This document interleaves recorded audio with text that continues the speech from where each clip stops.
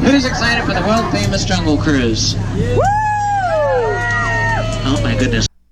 Listen, if anyone was gonna like this movie, it was gonna be me.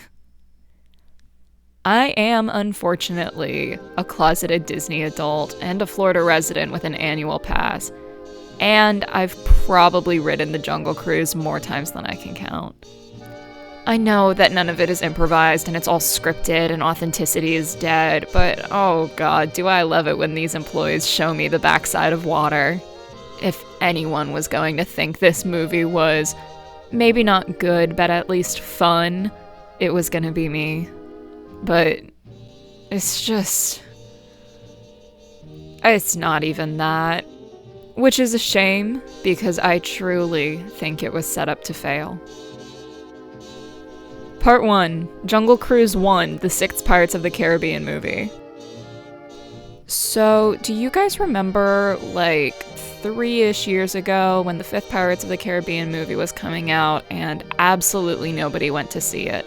And anytime somebody talked about it, it was only to bring up how notoriously difficult it was to work with Johnny Depp on that set, and we all just collectively knew that this was going to be the movie that sunk that whole franchise. Anyway, I think that Disney also got that message and decided to greenlight Jungle Cruise in hopes that it would be their new Pirates.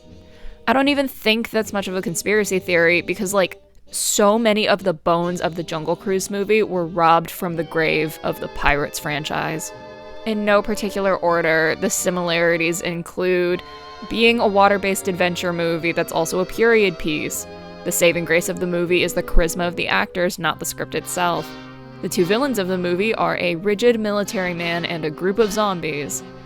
At some point, a woman of color gives them mumbo-jumbo explanations that will advance the plot. Being based on a ride that has absolutely no plot whatsoever, so they just got to do fuck all that they wanted. It's so painfully obvious that Disney saw the death of one of their most beloved franchises and decided that they needed a new action-adventure-based cash cow that had the ability to both change locations and cast as much as needed.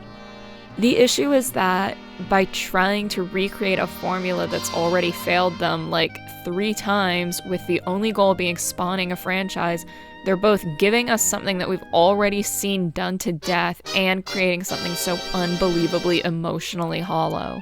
I mean, no matter what's currently going on in his personal life, it's impossible to deny that Johnny Depp is the reason that Pirates of the Caribbean was so memorable, and realistically, the only thing that made that movie a franchise. And unfortunately, neither Dwayne Johnson nor Emily Blunt have the ability to recreate that lightning in a bottle effect. I think Emily Blunt's a phenomenal actress, but she's just a little bit too inexperienced in comedy acting to be able to lead a movie like this, and though I hate to say it, I personally believe that The Rock is much better when used sparingly, usually as a side character rather than a leading man. The only character that even managed to get a few laughs out of me was McGregor, which means that I have to talk about Part 2, Disney's 7th first queer character. Okay, so first of all, it's ridiculous that this is Disney's 7th first ever queer character, especially featuring such hits as Gay Joe Russo, That's Just Josh Gad, Definitely Not Elsa, One Cop, and a character that's literally already dead. It's especially atrocious because, allegedly, this movie was shown to a sensitivity test audience in order to make sure they didn't mess up the queer rep, and the audience deemed it so homophobic that it needed to go back through heavy editing, and yet this is still what we ended up with. How this is the final product, I will never know.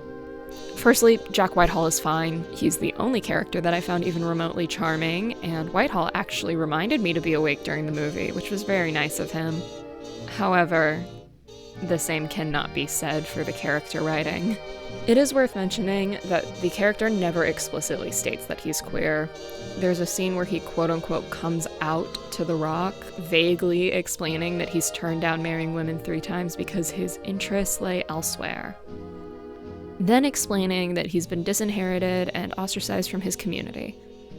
Now, while I personally don't think that every queer character needs to explicitly state their sexuality for the audience every time, If you're Disney and you're gonna tote such a groundbreaking representation and not even show him in any kind of relationship, then the least you can do is have him say explicitly that he's gay. Second, while I think that Whitehall's performance was fine, the jokes themselves were not.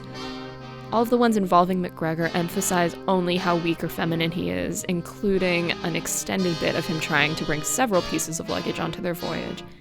He remains a whimpering coward for the whole movie, and on 2 separate occasions, The Rock and Emily Blunt go, "No, it's okay.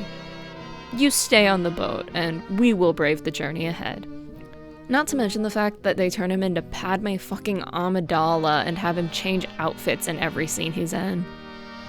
He falls into that trap of being allowed to be queer, however much they dance around the word, but he's not allowed to be actively queer. Not allowed to be proud and explicit with his sexuality the way a straight character is.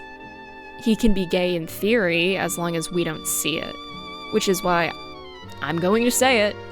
He should have been the romantic interest for The Rock, not Emily Blunt. For Blunt's character, it makes almost no sense that she would throw away her work for a guy who spends almost the entire movie negging her. But for Whitehall's, it could be taken as an exploration of the freedoms from being unshackled from proper society and allowed to live his truth. But no. Instead, he is the character most reliant on traditional society, because that's what modern audiences think queer people are like, and he's only allowed to be gay on his own time. Part 3. The Other Thing. So, Jungle Cruise The Ride has a poor history with its representation of Native people, something that is allegedly going to be fixed soon. And as for the movie, I can't speak to whether it's good or bad representation. I know that people have said that the character of Trader Sam is an attempt at fixing past mistakes, but as for the overall portrayal, I can't speak as to whether it's a step in the right or the wrong direction. What I can say, though, is that somehow Frozen 2 manages to handle the concept of colonizers wiping out a native population more eloquently than Jungle Cruise does. Because where Frozen 2 highlights that sometimes colonized lands can have a skewed history that paint the exchange as far more peaceful than they really were, Jungle Cruise decides to go a different route by both sidesing the issue. In a very bold move, Jungle Cruise shows the conquistadors, which, by the way, surprise, The Rock is a conquistador in this, facing near death, until a native tribe takes them in and helps them heal back to full health, only for the leader of the conquistadors to demand that they show him where their sacred, magical MacGuffin tree is, and when they refuse, you know, which is fair, he kills their leader and many other members of their tribe. But apparently we're supposed to kind of sympathize with him because he was trying to heal his sick daughter, I guess. Great. So glad I understand both sides of this conflict. Also, sorry, quick side tangent. On the subject of the zombie conquistadors, I don't know who at Disney decided that they weren't enough to be the only villain, but that person was wrong. Because we have them, who tie into The Rock's emotional plotline, who have personal stake in the plot because they need to retrieve the MacGuffin to heal themselves, and have an interesting visual design, even if the CG isn't great. And then we also have Meth Damon, who is vaguely a eugenics-fueled quasi-Nazi, I guess, who is killed in such an anticlimactic way that even the characters comment on it. So, you know, glad we got both. Part 4. Shall I compare thee? So, I didn't really want to compare Jungle Cruise and Cruella because they are two very different movies. But I do think it's worth taking a look at why they're so different. Because, well, I don't think either is particularly good, but even though neither has good writing, I do think Cruella succeeds where Jungle Cruise failed. Because even if both were corporate cash grabs, at least Cruella tried. The directing was actually good, with genuinely fun moments of editing, and they made a stab at political commentary, though the message did get muddied in favor of a shock twist reveal. Plus, I genuinely think the acting was really good across the board, especially Joel Fry, who really surprised me as such a standout against people like Emma Stone. Meanwhile, Jungle Cruise is a blatant, heartless rehash of the Pirates formula, with almost no creative decisions from the director's part that have anything to do with heightening the writing, which, by the way, is also abysmally bad. So much so that most of the jokes that I chuckled at were ones I had already heard on the ride. The reason I think Cruella was better is because even though the script has muddied messages and some truly cringeworthy lines, it made an attempt to try something. Not always successfully, and not always in ways that didn't make me laugh out loud, but God, at least it made an attempt. And the reason it is so obvious that the script is awful is because other parts of the movies aren't. You only notice because you're comparing it to the movie it could have been if the writing had been better. Meanwhile, The Jungle Cruise tries nothing and makes no attempt to break the formula because it never wanted to. It's a painfully mediocre movie because mediocrity was always the goal. It had the intention to settle and recreate something that we'd seen too many times before, and that's why it failed. But hey, at least both movies had Disney's first queer character.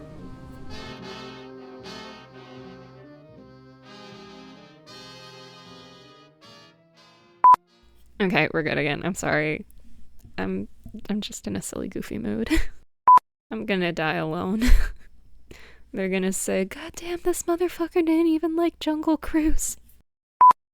I sent a 3.5-minute voice memo to one of my friends immediately after finishing this movie to explain to her just how homophobic it was. But that's okay. I love representation that matters. Part 2? Is this in parts? Oh my god, it is. I literally wrote this script in one sitting. I'm sorry, guys. I just had to get my feelings out there.